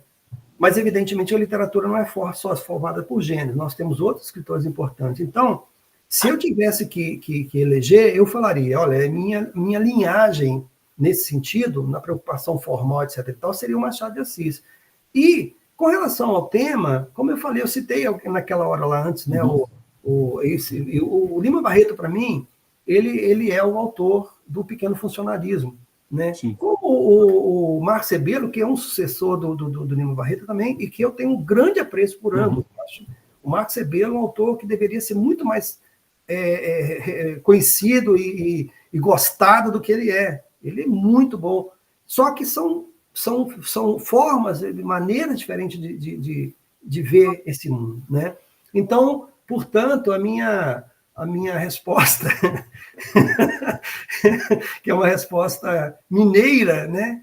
É que eu caminho por essa senda. É claro que eu devo muito, e como eu falo, eu citei o Ronivaldo Jatobá lá na frente, porque o Ronivaldo Jatobá me mostrou que era possível escrever sobre isso de uma maneira literária, né? Mas, enfim, é isso. Eu acho que, aliás, por acaso, né? Como eu não tenho a biblioteca aqui, eu leio no Kindle, né? E por acaso eu estou relendo o Lima Barreto neste momento. Eu reli o MJ Gonzaga de Sá, que eu acho um livro dele, assim, para mim, é o melhor livro dele, mas não é considerado o melhor livro dele, mas acho que ele é um livro assim, redondinho. Reli todos os contos dele, aquela edição de 700 páginas lá da Lilian, e agora estou relendo o Isaías Caminha. E eu fiquei impressionado como que ele trata o João do Rio, o retrato que ele faz do João do Rio, meu Deus. Bom, enfim. Só uma última curiosidade que a gente tem que deixar ele descansar e jantar, né, também, mas, desculpa, eu não consigo resistir, porque você falou dos seus ascendência literária, uma linhagem, pertencimento, mas também, pelo tempo e pela própria qualidade dos escritos, você também é um formador para as gerações seguintes, as suas, né, os jovens, muito jovens, jovensíssimos. Você destacaria outras gerações que não a sua, que você lê e aprecia, autores, autoras? Você fez tantas curadorias, você fez, né, as mulheres, mais as mulheres, né, tudo aquilo que hoje também mudou no mercado editorial, esses seus descendentes, digamos, para simplificar. Então, Stefania, aí eu vou ser mais mineira ainda. É possível? É possível. Sabe como? É assim, olha, todas aquelas pessoas para quem eu realmente, assim, de alguma maneira eu dialoguei com elas em algum momento, elas foram importantes para mim, eu não sei se eu fui importante para elas. Então, assim, agora, sério, se eu citar qualquer nome, eu vou estar cometendo, assim, injustiças, tenho certeza absoluta que eu vou cometer um monte de injustiça. Então, assim, eu prefiro achar que elas sabem quem são e eu sei quem elas são. Se é que elas sabem que eu sei o que elas são, não sei. Você praticamente uma resposta do Tanqueira do Neves, gente. É praticamente o doutor Tancredo, gente. Me fala, senão eu fico aqui perguntando, se precisa deixar também. Eu sei que já está tarde, já ocupamos bastante aqui, mas eu tinha uma última pergunta, uma curiosidade que, inclusive, muitos alunos e alunas fazem em sala de aula aqui, porque a gente trabalha muito, então, com suas obras traduzidas aqui na França, né? Então, trazendo de novo a questão da tradução, a versão francesa de Temps et Temps de Chevaux, Le Monde Ennemi, A Lisbonne, J'y pensais à toi, Des Gens Heureux, Remords, enfim, citando, né, muitas obras. Eu queria saber, Luiz, qual é a sua relação com a tradução? Se você teve algum papel, alguma atuação nessas traduções, inclusive, por exemplo, na escolha de títulos, a gente falou de títulos naquela hora, né? Então, não sei qual é o seu papel enquanto escritor dentro desse esquema, né, da tradução? Então, Mary, na verdade, assim, os tradutores, tem vários tipos de tradutores, né? Tem tradutores assim que a editora encomenda o texto, ele faz a tradução e o livro sai, você nem sabe. Quer dizer, você sabe, mas você nem teve contato com ele. Quer dizer, eu acho que não aconteceu de eu não ter contato com nenhum. Não, todos os tradutores eu tive contato. Mas, assim,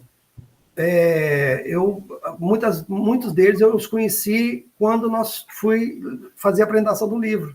O primeiro tradutor finlandês eu conheci quando eu estive na Finlândia a primeira vez, e aí eu conheci porque, né, por razões de ele estar lá, que, enfim. Então, assim, tem esse tradutor que trabalha e não ele trabalha e ponto. E eu confesso a você que eu não tenho a menor ideia se a tradução em finlandês é boa, não. Apesar de que uma vez o tradutor por hebraico, que é um sujeito que sabe 10 línguas e traduz de 10 línguas. Ele traduz de 10 línguas. E ele conheceu o meu livro, Flores Artificiais, pela tradução finlandesa. E ele falou que a tradução finlandesa é muito boa. E eu acho que ele deve ter razão, porque ele realmente conhece. Muito bem. Tem esse tradutor, tinha esse tipo de tradutor. Tem um outro tipo de tradutor que faz algumas perguntas, sem dúvidas. Manda, olha, eu tenho uma dúvida a respeito dessa passagem aqui, ou desse termo específico, que é um regionalismo, ou é uma invenção, não sei, tal. Aí, ok, você conversa com ele, mas nesse nível. Mas tem outro tradutor que é o tradutor, digamos assim, que gosta de conversar, né? O meu tradutor alemão, por exemplo, ele chegou a conhecer Cataguases, ele foi em Cataguases conhecer a cidade por causa dos livros, né? Então, ele, por exemplo, de vez em quando, ele falava assim, olha, às vezes a gente estava viajando pela Alemanha, no trem, falava, vamos trabalhar? Vamos trabalhar. Ele abria o livro lá e falava assim, ó, não assim, pergunta específica, quando você falou... E para mim era muito legal, porque o tradutor, ele é um leitor muito especial. Porque, assim, por exemplo, o crítico, ele faz uma leitura do texto, né, pensando nas variantes, né, no contexto, etc. O tradutor, não, ele lê ipsis literis. E, às vezes, eles faziam umas perguntas para mim que eu falava, cara, eu nunca tinha pensado nisso. Então, por exemplo, o Jacques Derrida, que foi o primeiro tradutor, né, depois que ele morreu, enfim, não foi ele mais, mas foi o meu primeiro tradutor. Era muito engraçado, porque, assim, toda sexta-feira, ao meio-dia do Brasil, portanto, devia ser 3 ou 4 horas da tarde aí na França, né? Eu tocava o telefone, aí eu atendi e falei assim, olá, Luiz, vamos trabalhar? Vamos trabalhar. Pega o livro aí, Luiz. O que você quis dizer na página tal, não sei o que e tal. Aí eu ficava, inclusive, porque ele começou pelo Eles Eram os Cavalos, né? Que é realmente difícil, porque tem muitas passagens obscuras, e tem que ser obscuras mesmo, né? Aliás, fazer um parênteses aqui. Isso é muito legal. Uma certa feita, logo depois que o Faulkner ganhou o Prêmio Nobel de Literatura, um crítico, ou não um jornalista, não foi um crítico, foi um jornalista francês, né, lendo as traduções do Faulkner para o francês, e foi fazer uma entrevista com ele, e falou com ele, o Faulkner, eu queria te fazer, eu gosto muito dos seus livros, eu acho geniais e tudo, mas eu confesso a você que tem algumas passagens, assim, obscuras no livro, bem obscuras. E o que elas querem dizer? Eu falei, não, são obscuras. Porque são obscuras, sabe? Elas são porque são, não fui eu que quis que elas fossem obscuras, elas são porque são obscuras, né? E ali também tem algumas passagens meio obscuras, então o Jacques Derrida me ligava, vamos conversar. Aí a gente conversava. Então, assim, tem muitas variantes nisso, sabe? E realmente tem tradutor, por exemplo, a tradução para o macedônio não foi nem feita do português, ela foi feita do inglês. Então, mais distante ainda fica, né? Então, depende muito, realmente, depende. Enfim, não sei se eu respondi a sua pergunta, mas... Não, responder, muito obrigada. É muito interessante o depoimento, justamente, para saber como é que funciona também essa questão, né? É uma viagem também, é um deslocamento também da obra para outra esfera, para outros leitores, a partir de outro espaço também. A gente tem uma outra visão, mas essa questão da tradução me deixou também um pouco, assim, curiosa, porque a gente não pode falar de tradução, né? eu trabalhei um pouquinho com Steven Lisboa, lembro de você, e eu quis trabalhar a questão da obra traduzida, entre aspas, para o português, porque eu fiquei chocada de ver que tinha uma versão, né? Steven Lisboa, e lembrei-me de ti, que tirou todos os negritos do seu texto. Eu achei, não sei se você pudesse falar sobre isso, eu achei meio escandaloso. Não, então, então, antes de falar isso, assim, eu acho a tradução tão importante que eu sempre defendi que o tradutor tinha que estar com o nome na capa, junto com o autor, porque, na verdade, é uma reescritura do livro. E você reescreve o livro, né? Enfim, mas no caso da edição portuguesa do Steven Lisboa, lembrei de você, foi um deslize, na verdade. Porque, assim, o título está errado. Porque, assim, quando você fala Steven Lisboa e lembrei de ti, é um português falando, não é um português falando, é um brasileiro falando. Então, Steven Lisboa e lembrei de você porque é um brasileiro que esteve em Lisboa e lembrou de alguém no Brasil. Quando você traduz para Steven Lisboa e lembrei de ti, não sei quem está falando. Mas aquilo foi um deslize, porque na época tinha a minha agente na Alemanha e eu sabia que tinha uns problemas de trabalho aqui em Portugal. E aí eu falei com ela, olha, quando você for fazer contrato, você deixa claro no contrato que não pode traduzir o texto, né? E ela se preocupou com isso. Só que eles não traduzimos o texto, nós tiramos o negrito, realmente não traduziram o texto. E segundo, aí ninguém falou da capa, do texto interno. Na capa ninguém falou nada. Aí eu aprendi. Então agora tem lá no contrato, não pode. Só que, assim, a literatura brasileira aqui em Portugal não existe, não funciona. Não tem nenhuma saída. Nada. Eles têm muita dificuldade engraçado isso, né? Porque assistem as novelas, tem uma influência já bem forte aqui, inclusive do você. Hoje, nossa, a maior parte das pessoas usam você.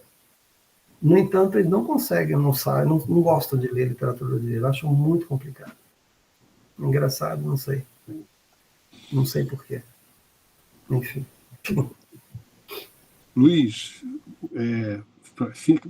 quase a última, que eu não vou dizer que é quase a última, não fica parecendo uma coisa autoritária, não, ele que está encerrando, não estou encerrando nada. Mas é uma pergunta de leitor, e que sempre, isso acho que é um depoimento importante para se dar, sobretudo para nós que trabalhamos formando leitores, né? Como a leitura e a literatura entram na sua vida, já que você falou de Cataguases agora há pouco, como a leitura e a literatura elas entram na sua vida e como você se descobre escritor, isso passa a ser algo imprescindível para você. Legal, eu vou te contar a história, depois se você quiser vê-la mais, digamos, mais esmiuçada, tá no Minha Primeira Vez, que todo mundo então, vai falar assim, legal, o cara compra o livro pensando que a minha primeira vez é sacanagem, né? Assim, não, é a minha primeira vez como leitor. Porque, assim, eu não era para ser leitor, né? Eu não era para ser leitor, minha casa não tinha livros, meu pai não era leitor, minha mãe era analfabeta e tudo. E eu não tinha essa preocupação também.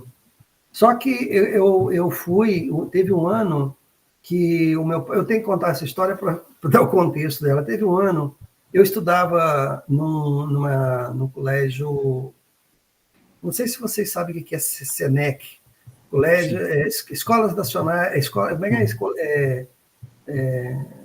Cenecista, né? Sabe o que é? A rede cenecista. A Mireille talvez não saiba. Era uma associação meio sem fins lucrativos que elas alugavam imóveis, por exemplo, escolas públicas que não tinha nada à noite, né, estava esvaziada à noite, elas alugavam esses espaços para fornecer educação para classe média baixa, para filhos de operários, etc. e tal. E eu estudava, quinta e sexta série, eu estudava numa escola assim à noite, porque de dia eu trabalhava, ajudava meu pai e tal. E aí, quando eu estava na sexta série, o meu pai era pipoqueiro na praça lá, não era nem a principal, né, na outra praça, na praça do cinema que era a principal, meu pai era da praça da igreja. E aí a gente estava lá, estava ajudando meu pai e tal, aí um senhor lá foi comprar pipoca, e depois da missa, aí ele olhou para mim assim e falou assim, nossa, que menino bonitinho, era eu. Menino bonitinho era eu. Aí ele falou assim, você é inteligente, você está aí, daí, porque eu dava o troco, né? Meu pai vendia pipoca, eu dava o troco ali. Aí ele falou assim, nossa, você sabe tudo de cabeça, aí sei. E falou assim, você estuda? Aí eu falei, estuda. Onde você estuda? Porque essa pergunta é interessante. Você já vem. Eu perguntou onde você estuda. Você estuda, porque na época tinha muita gente da minha idade que já não estudava mais, né? Aí eu falei para ele, no Antônio Amaro. Ele falou, nossa, Antônio Amaro é muito ruim. Por que você não estuda no Colégio Cataguases? Que era um colégio bom, mas era o colégio da elite da cidade. Não era só da elite, não, mas era o colégio lá. Meu pai ouviu, ele entrou na conversa e falou, não, sabe por quê? Todo ano eu vou lá e não consigo nunca uma vaga.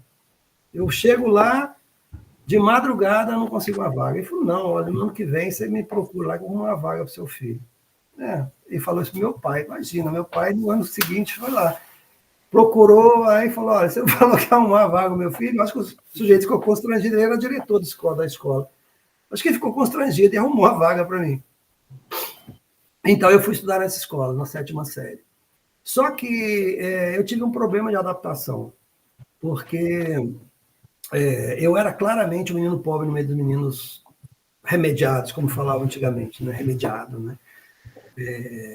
Então, assim, eu sofria muito bullying dos meninos. Na época não chamava bullying, mas já era bullying, né?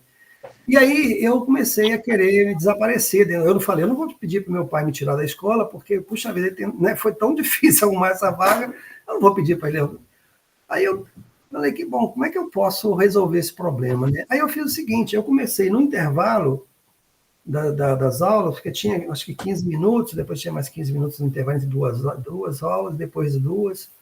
Aí eu comecei a ir para um lugar legal, que nunca tinha ninguém, de escuro, silêncio, nunca entrava ninguém lá, foi para ninguém legal, né? Que nunca entra ninguém, né? Só que a pessoa que estava lá dentro, que era uma senhora lá, ela começou a me ver entrar lá e achou, para esse menino não quer pedir livro emprestado, era na biblioteca, nem quer pedir livro emprestado e tem vergonha, né? Aí um dia eu entrei lá, ela me falou, menina, vem aqui. Eu falei, meu Deus do céu, o que eu fiz errado agora, né? Ela falou assim, pega esse livro aqui, leia amanhã e me devolve de 3, 4 dias lá. Aí eu olhei para ela meio assim, falei, por quê, né? Mas eu era um menino obediente, sou uma pessoa obediente, né? Aí eu enfiei o livro dentro da minha pasta e fui para casa. Quando eu cheguei em casa, o meu pai, com a família, assim, o que é isso aí dos outros? Ele falou, não, isso aqui é um livro lá da biblioteca. Mas por que você pegou esse livro da biblioteca? A mulher lá me deu para ler. Ele falou, então lê e devolve, não quero nada dos outros aqui dentro de casa, não. Eu falei, tá bom. Aí eu peguei o livro e li, realmente li o livro. E aí eu devolvi o livro. Aí a mulher perguntou para mim, você leu esse livro? Eu falei, li. Ela desconfiada, ela falou, sobre o que é esse livro? Aí eu falei para ela, porque eu tinha lido mesmo, né? Aí ela ficou na felicidade. Aí ela me deu outro livro. E eu não falei com ela que eu não queria outro livro. Aí eu voltei para cá, mesma coisa, né? Meu pai, mas você não devolveu o livro? Eu falei, devolver, isso aqui é outro livro. Eu falei, então lê e devolve, né? Aquela coisa. Aí eu passei aquele ano no inferno, né? Eu chegava lá, me dava outro livro, ela me dava outro livro. E aí, num determinado momento, aquilo que era meio obrigação, eu comecei a gostar daquele negócio, sabe? E era um refúgio de verdade, né? Porque eu saía da minha vida de pobreza, do bullying, da cidade de Cataguá, do calor infernal da cidade, e ia para outros lugares, né? E foi a minha entrada no mundo da literatura foi assim, absolutamente por acaso. Absolutamente por acaso. Você lembra de algum título dessa época? Então, essa senhora, que, como, né, você sabe, né, no Brasil a bibliotecária não é bibliotecária, né? É uma professora que tem alergia a giz, aí eles encostam ela, ou a professora tem problema de nervo, encostam ela, não é assim, né? Então, é sempre encostada. Devia ser uma senhora encostada e ela não tinha a menor noção do que ela estava fazendo. Então, ela me dava livros das mais diversas séries. Por exemplo, eu lembro, por exemplo, que assim, eu vou depois te falar qual foi o primeiro que ela me deu, mas assim, eu li, nessa época, a enciclopédia, volumes isolados da Enciclopédia Barça, isolados. Li histórias infantis, tipo, Os Três Porquinhos, não sei o quê. Li aquele livro, Beleza Negra, não sei se vocês sabem o que é um livro de uma alemã, é um livro muito dessa época, assim, lia-se muito isso. Aí, bom, mas de tal forma, eu li tanto livro nessa época, tão maluco, que, assim, muitas vezes, ao longo da minha vida, agora não mais, mas durante muitos anos, eu, às vezes, pegava um livro para ler, aí começava a ler, foi engraçado, eu já li esse livro, não posso ter lido esse livro. Aí eu lembrava, puxa, eu li esse livro quando aquela mulher lá me deu esse livro. E é tipo assim, a mulher de 30 anos, sabe? Eu falei, como assim, sabe? E ela me dava esses livros todos, assim. Mas o primeiro que ela me deu é formidável. Porque, veja bem, eu morava em Cataguases, que é uma cidade tão quente, vocês sabem disso, né? Que quando a gente morre lá e vai para o inferno, só estranha a comida. O resto é igual. E é uma cidade super pacata. Hoje não, cidade violentíssima hoje, mas na época era uma cidade muito pacata. Tanto que quando morria alguém lá, se falava: ah, você lembra do fulano? Lembra, o fulano de tal casou no ano que mataram o fulano de tal, porque era tão raro, então você fazia muitas coisas, né? E ela me deu o livro que se passava na Segunda Guerra Mundial, na Ucrânia, 30 graus abaixo de zero, e era um massacre de judeus ali na região de Odessa. Você imagina, o primeiro livro que eu li, que chamava-se Babi Yar, de um autor, na época era soviético, chamado Anatoly Kuznetsov. Agora, por que ela me deu esse livro? Não tenho a menor ideia. E você voltou a ele depois de adulto? Não, eu não tenho coragem, porque aquele livro, por incrível que pareça, assim, eu me lembro, assim, me lembro perfeitamente das cenas, porque ele me fez muito mal. Porque estava 40 graus lá fora e dentro do livro estava menos 30. Então era um choque. Aí eu ficava lendo lá dos coitados judeus que estavam tentando se esconder dos nazistas para não serem pegos. Assim, para mim aquilo era uma coisa. Então, aquilo me fez um revertério que você não tem ideia. Mas foi bom, foi bom. Para nós, eu quero dizer que para nós fez um bem enorme. Para nós, quero declarar isso. Para mim foi bom, sabe por quê? Porque assim, aquilo era tão contrastante, que foi a primeira vez na minha vida que comecei a pensar assim, pô, então não existe só Cataguases, né? Porque até então eu acreditava que só existia Cataguases, né? Eu falei, caramba, então não existe só Cataguases, não existe só Calor, né?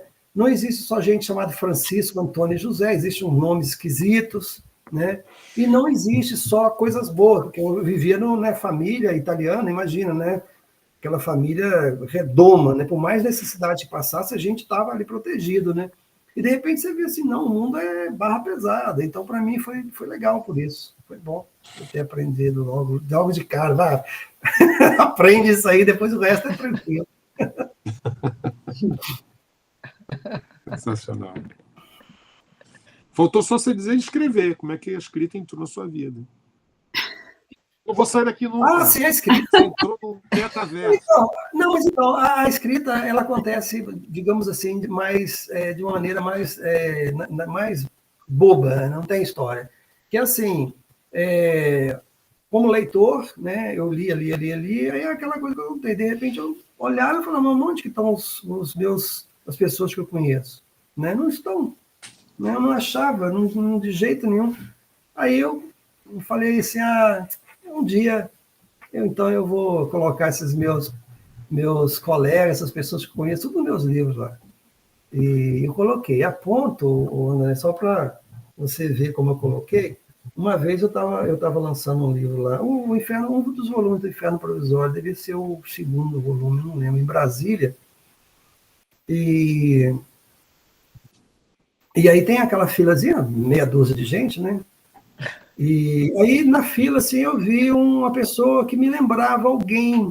Eu não lembrava, eu falei, mas ele não estava na minha frente ainda não. Né? Você dá uma olhada assim, na fila para ver quem está, eram poucas pessoas. Aí, quando ele chegou na minha frente, ele me deu o livro e dá aquele negócio, né? Vou autografar aí falou assim, você não lembra de mim, não? Aí você não lembra mais, né? Aí se você já não lembrava, você não lembra mais. Aí eu falei com ele, cara, eu lembro, mas não tô. Eu sou bom de fisionomia, eu sou muito bom de fisionomia. Eu falei, cara, então eu não sei, cara. Ele falou, eu vou ficar aqui no cantinho. E tenta lembrar. Eu falei, puta, né? Aí vem outra pessoa, eu olhava. Aí ele falou assim, eu vou te dar uma dica. Eu falei, tá bom. Ele falou assim, Eu sou de Cataguases. Melhorou, né? Eu tava, mais ou menos, eu pensava mesmo que fosse de Cataguases. Tá bom. Aí, vou te dar outra dica. Vila Teresa. Aí, quando ele falou Vila Teresa, eu falei assim, poxa, você é o Carlinhos. Ele falou, pô, como é que você queria que você reconhecesse? Você tá careca, cara. Sabe? Você não tem, né? Bom, aí ele me dá o livro e para autografar. Eu começo a autografar e falou assim, deixa eu te falar uma coisa. Rapaz, o que aconteceu que ele falou, né, com aquela pessoa lá? Nossa, que tristeza, né? Eu lembro dela direitinho. Lembra dela? De quem que ele está falando, né? Não, e aquele fulano lá que, nossa, que morreu lá, atropelado e tudo. Eu falei... Aí eu saquei e falou, peraí, tá falando aquela dos personagens. Aí, sabe, dá aquele... Aí eu falei, mas é o Carlinhos. Ele falou, não, você acha que eu sou burro, cara? Não, peraí, eu sei. Eu sei o que você fez. Você mudou os nomes das pessoas, mas... Eu falei, exatamente isso. Praticamente 6 personagens na procura de um autor. Mas aí, André, sabe o que eu percebi? Que ele fez da infância dele a infância da ficção. A infância dele era toda em ficção. Eu falei, caramba, que coisa, né? Tá bom. Maravilha. Que lindo. Muito, muito bom. Ai, ai. Juro que agora eu faço. A gente tem uma brincadeira nós três, sabe, Rufato? Eu de vez em quando falo para elas, vou fazer um voto de silêncio, não falo por pelo menos 5 minutos. Ele não consegue. Ele não consegue. Não consegue? Ele não consegue. Você vai fazer agora? Poxa. É isso? Não, eu já falei por 6 vidas aqui e falaria para o outro para esse. Eu sempre eu quero fazer uma graça quando sou convidado para falar em algum lugar. Agora isso já não funciona mais, porque as pessoas não sabem mais disso, né? Cada vez o público está mais jovem, então eles vão sabendo menos dessas coisas. Eu falei assim, olha, eu prometo que falarei menos 5 minutos do que falaria Fidel Castro ao povo. Agora não. Então eu sou dessa linhagem que eu me escrevo. Então eu tento muito, faço um esforço enorme, mas é difícil. Mas eu quero agora me silenciar e só agradecer. E passar a palavra para as meninas aí, naturalmente. Para minhas amigas queridas. Eu acho que a gente, né, vai poder também encerrar, porque já estamos aqui há 2 horas, né? Então não queremos alugar muito. O Luiz que já concedeu bastante, já surgimos um pouco da roda, sim. Principalmente você, André Dias. Você não sabe, tô lascado, rapaz. Eu não tive coragem de fugir, porque eu falei, desde o princípio, eu sou a tiete do grupo e eu vou me conter aqui, senão eu falaria por horas. Mas é isso. Obrigada, muito obrigada, Luiz. Foi muito bom te ouvir, trocar contigo. Muito, muito bom. Eu que agradeço. Foi ótimo a gente conversar. É bom porque, como eu falei, eu estou aqui agora isolado, né? Então, agora eu posso passar mais um mês sem falar com ninguém. Eu estava pensando em te ligar mais tarde. Você quer o link, Luiz? Porque vai gerar para a gente. Se você quiser, a gente manda também. Ele fica Desculpa, cru. Assim, vou só interromper a gravação. Posso interromper a gravação para a gente fazer? Vou só interromper a gravação. Sim. Tá? Agora só tem que iniciar a gravação. Parar de gravar. Porque, na verdade, André,